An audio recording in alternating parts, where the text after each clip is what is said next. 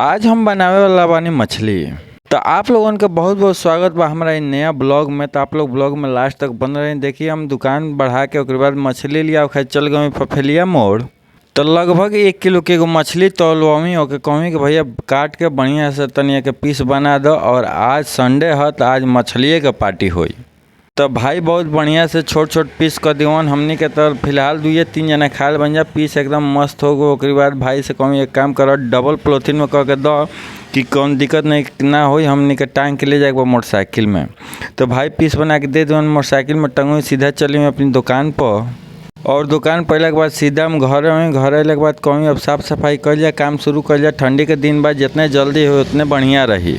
तेजा हल्दी छीटे लगुई मछली जो धो के धर बहुत अच्छा से हल्दी छीट के मिलाव लगुई ताकि बहुत मतलब तारले में तनको सटल ना। लेकिन ऐसे और बेस्ट एगो तरीका आप लोग को बताए तनी अगर मछली ताले के बाद तो पहले पतीला चढ़ाई में तेल गरमाई खूब बढ़िया।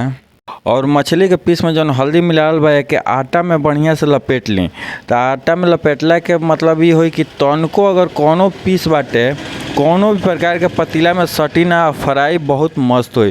तो आप लोग के हम डेमो दिखाए तनी देखी लाइव दिखाओ तनी एकदम मस्त फ्राई हुए मछली। आप लोग के वो दिखा दूँ कि फ्राई केंगे होल बा। तो इतना पीस में हटावला के बाद देखिए एकदम एको पीस टूटल नहीं खे।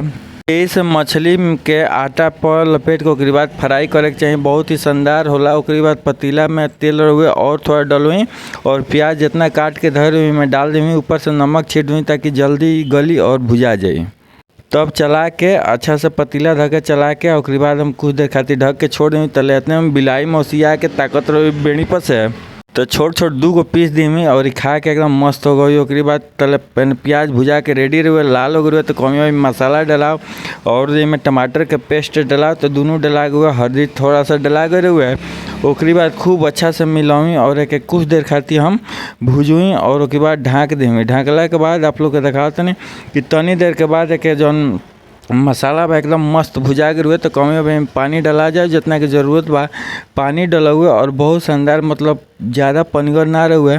तो आप लोग दिखाओ तनिए देर के बाद एकदम बॉयल होकर लगे पानी। तो कमी में पीस डलाओ तबे मज़ा आई। तो में पीस डलाए लगे तो बहुत ही शानदार मतलब पीस रहे। एको पीस आप लोग देख सकते हैं टूटल नहीं है। तो पूरा पीस डालने के बाद हमें के अच्छा से एक बार और ढक के छोड़ दी।